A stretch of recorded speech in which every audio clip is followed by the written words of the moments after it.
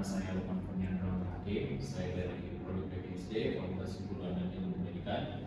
Ini saya akan mempresentasikan tugas UAS mata kuliah PTK yang diampu oleh Bapak Mawardi SSD MPI. Baik, pada malam hari ini kami akan membawakan presentasi yang berjudul implementasi metode value clarification teknik atau bisa disebut VCT pada pembelajaran pendidikan kewarganegaraan. Kita masuk ke latar belakang. PKN bertujuan membentuk warga negara yang cerdas, terampil, dan berkarakter sesuai Pancasila dan Undang-Undang Dasar 1945. Pembelajaran PKN tidak hanya mengembangkan pengetahuan, tapi juga sikap dan nilai. Kemudian, guru perlu menerapkan model pembelajaran yang aktif, kreatif, dan inovatif.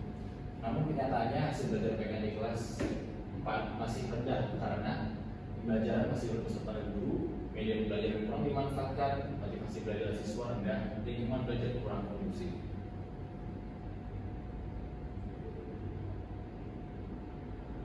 Kemudian permasalahan penelitian.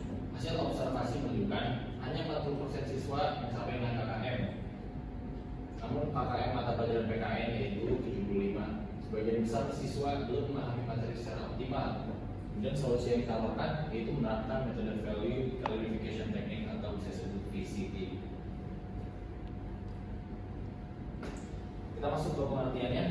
Pengertian VCT adalah metode pembelajaran yang membantu siswa untuk apa? Untuk mengidentifikasi nilai-nilai, untuk memilih nilai yang dianggap benar, untuk menghargai nilai tersebut, dan menerapkan nilai dalam kehidupan sehari-hari. Metode ini sangat sesuai untuk pembelajaran PKN karena menekankan pembentukan karakter dan sikap. Selanjutnya tujuan penelitian. Penelitian ini bertujuan untuk yang pertama yaitu meningkatkan hasil belajar PKN siswa kelas 4. Kemudian yang kedua, meningkatkan aktivitas belajar siswa. Yang ketiga, meningkatkan kualitas pembelajaran guru. Dan yang terakhir, membangun kolaborasi antara guru dan peneliti. Kemudian metode penelitiannya, jadi setelah penelitian tindakan kelas atau PTK. Dari model itu, model dari Kemis dan McTaggart. Tahapannya yang pertama perencanaan, kedua pelaksanaan tindakan, ketiga observasi, keempat refleksi. Penelitian ini dilakukan dalam 2 siklus. Untuk subjek penelitiannya, lokasi penelitian berada di Madrasah Ibtidaiyah Jamiatul Khair, Kota Tangerang. Subjeknya siswa kelas 4 dan jumlah siswanya 15 orang. Kemudian instrumen penilaiannya kita menggunakan tes pilihan ganda, lembar observasi, dokumentasi, dan wawancara.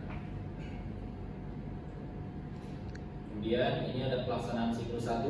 Pelaksanaan siklus 1 materinya proses munculnya globalisasi, dampak positif dan negatif globalisasi, kemudian globalisasi dalam berbagai bidang. Hasil observasi guru, pertemuan 1 sama dengan 55%, pertemuan 2 sama dengan 60%, pertemuan ketiga sama dengan 70%.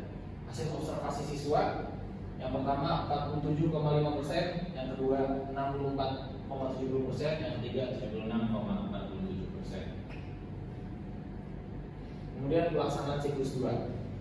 Materinya lagu budaya Indonesia, kemudian kesenian Indonesia, yang ketiga tokoh kebudayaan internasional. Hasil observasinya yang pertama 80%, yang kedua 85%, yang ketiga 100%. Hasil observasi siswa yang pertama 82,36%, yang kedua 94,11%, yang ketiga 100%. Terjadi peningkatan aktivitas belajar yang sangat signifikan.